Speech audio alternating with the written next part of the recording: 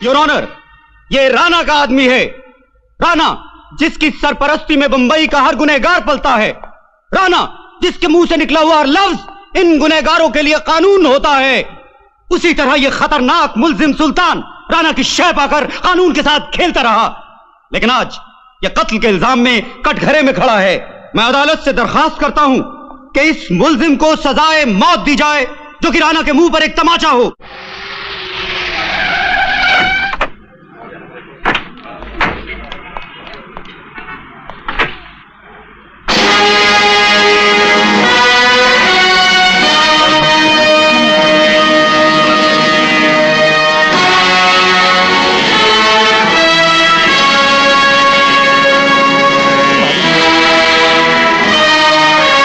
राणा साहब है।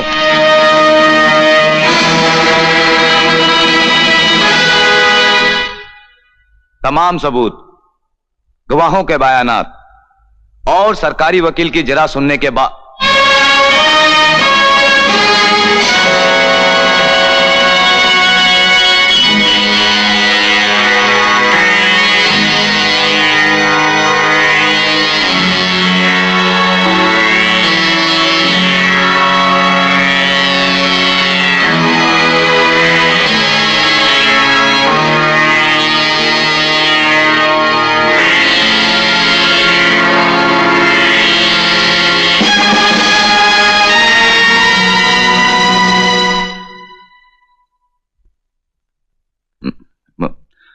मुल्जिम सुल्तान के खिलाफ जो सबूत मिले हैं वो नाकाफी हैं, जिससे यह साबित होता है कि जगन का कत्ल नहीं हुआ, बल्कि उसकी मौत एक एक्सीडेंट थी।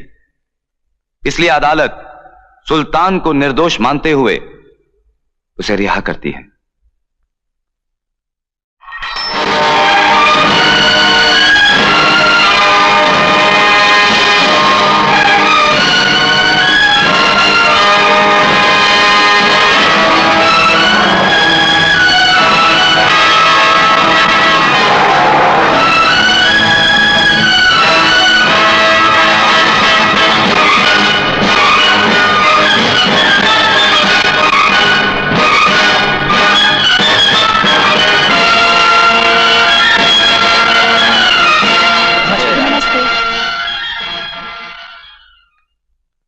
आपकी दया से राणा साहब मेरी बिटिया सुहागन बन गई। हम यही सुनना चाहते थे।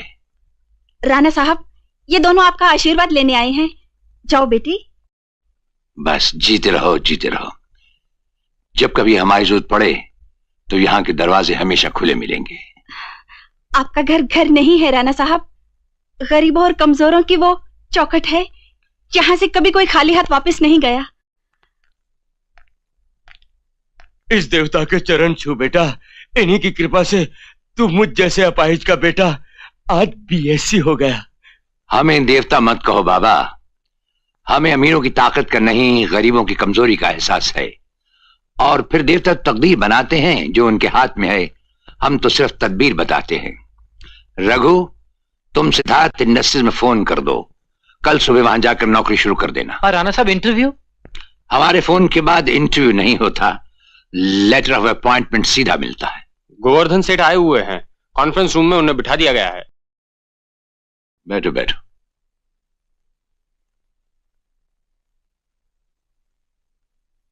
मामला क्या है? मामला तो सिर्फ 25 लाख रुपए का है राणा साहब, लेकिन जो आदमी हजम कर गया है वो है सोनू बदमाश दादा। दादा तो इस दुनिया में सिर्फ दो हैं, एक ऊपर वाला और दूसरे हम। बोलो बात क्या है? आज से 5 साल पहले सोनू क्लब खोलने के लिए मुझसे 20 लाख रुपए कर्ज ले गया था। सूद मिलाकर आज 25 लाख हो गए। उसके घर और क्लब के कई चक्कर काट चुका हूं, लेकिन लौटाने का नाम ही नहीं लेता। आते मंगल को यहां आकर तुम अपने 25 लाख रुपए ले जाना, और उसमें से ब्याज के 5 लाख तुम अपने नाम से कस्तूरबा अनाथालय को दान कर देना।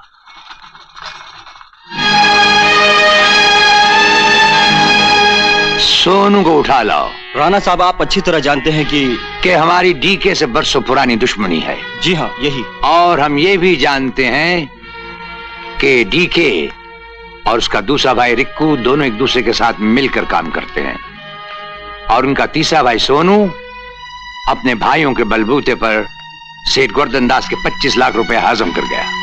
लेकिन सोनू को छेड़ने का मतलब होगा हमारी डीके के साथ और गहरी दुश्मनी। दुश्मनी और दोस्ती अगर गाढ़ी ना हो तो उसमें कोई रंग नहीं आता चिंगू।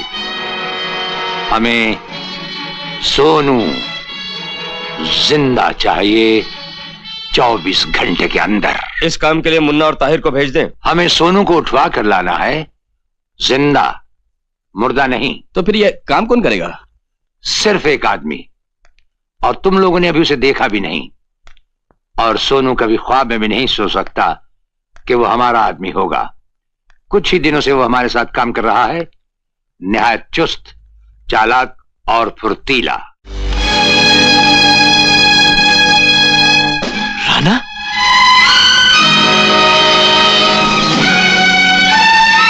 सुना है तुम बहुत बड़े दादा बन गए हो। हाँ राणा।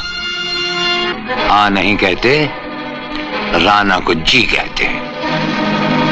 मुझे पिंजरे में कोई कैद नहीं कर सकता।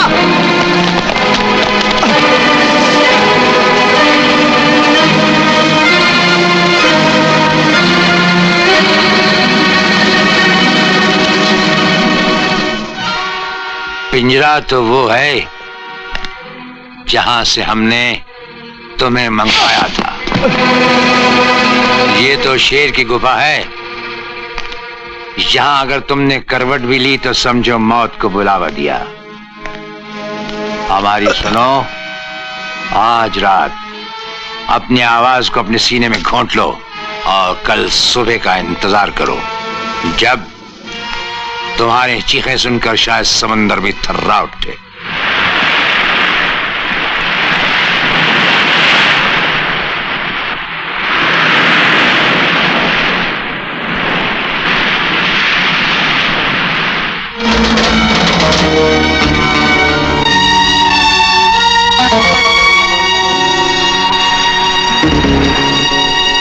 जिसे हम यहां लाते हैं उससे सिर्फ एक बार सवाल पूछते हैं, और सोनू हमारे कान ना नहीं सुन सकते।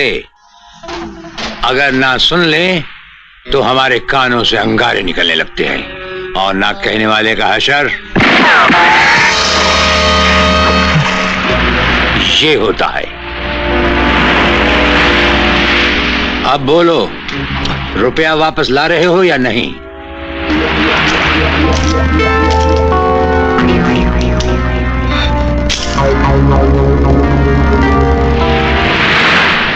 नहीं राणा साहब, मैं आज ही पैसे लौटा दूंगा, आज ही पैसे लौटा दूंगा मैं। खोल दो इसे। ये कुछ रुपए तुम्हारा इनाम। इनाम कैसा? मैंने तो आपका दिया हुआ हुक्म और अपना फर्ज अदा किया है, लेकिन सोनू ने अभी तक। यही ना कि रुपए नहीं भेजे। जी। जा, एक बात और याद रखना, मौत का खौफ आम आदमी की बहुत बड़ी कमजोरी है, और यही खौफ सोनू को रुपया भेजने पर मजबूर कर देगा। सोनू ने रुपए भिजवा दिए राणा साहब।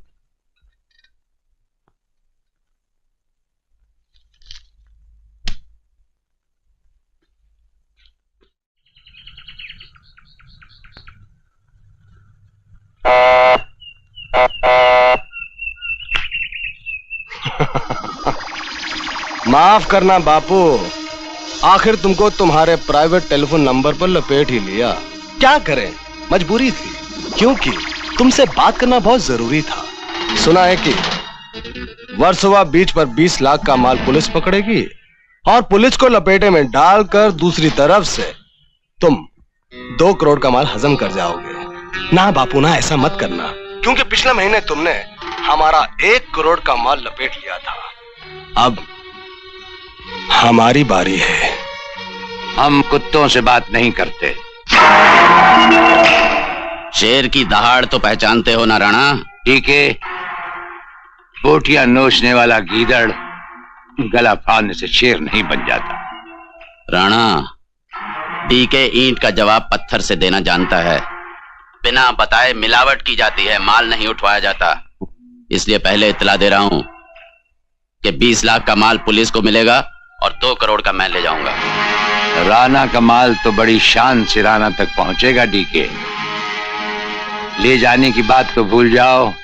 अगर तुमने गलती से उसे कहीं देख भी लिया तो हम तुम्हें ऐसी मौत मारेंगे, तुम्हारी आने वाली नस्लों की नींद भी उस मौत के खौफ से उड़ जाएगी।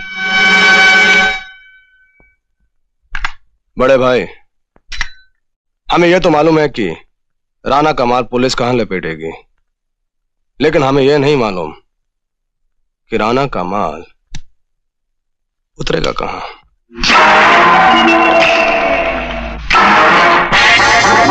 मनोरी आइलैंड पर